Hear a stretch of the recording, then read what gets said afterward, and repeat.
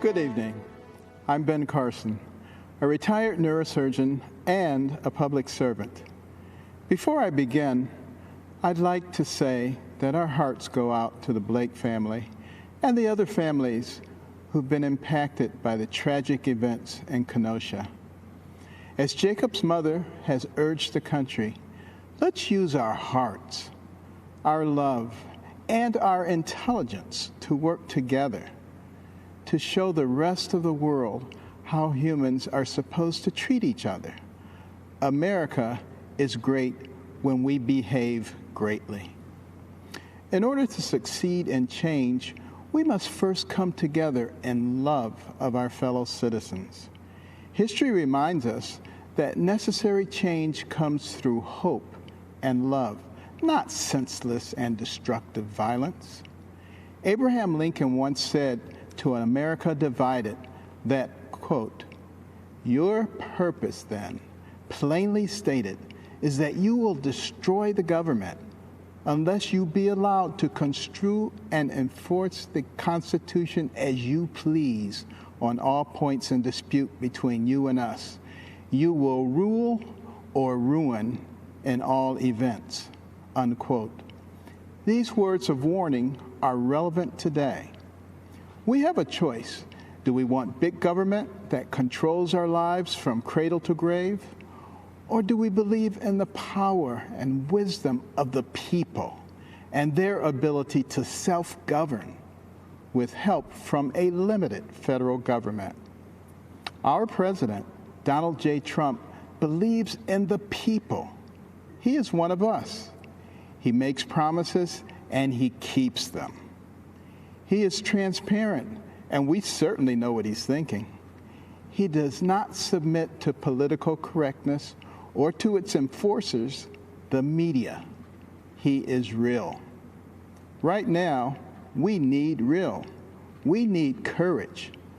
We can't cower in the corner and hope that no one calls us a name, believing that will keep us safe. That is not courage, and that will not lead us to a good and just place. We must remember all those who sacrificed everything in order to give us freedom, and we must be willing to do the same for those who come after us. President Trump does not dabble in identity politics. He wants everyone to succeed and believes in the adage, "A rising tide lifts all boats." Many on the other side love to incite division by claiming that President Trump is a racist. They could not be more wrong. Years ago, Jesse Jackson gave Donald Trump an award for the economic opportunities he created for black people. In Palm Beach, Florida, Donald Trump led the crusade to allow blacks and Jews into private clubs and resorts. One of the first things he did as president was bring the Office of Historically Black Colleges and Universities into the White House so that it could get proper attention and financial support. Before the pandemic, African American unemployment was at an all-time low. President Trump accomplished prison reform. He created incentives to encourage investors to become involved with economically deprived areas of America.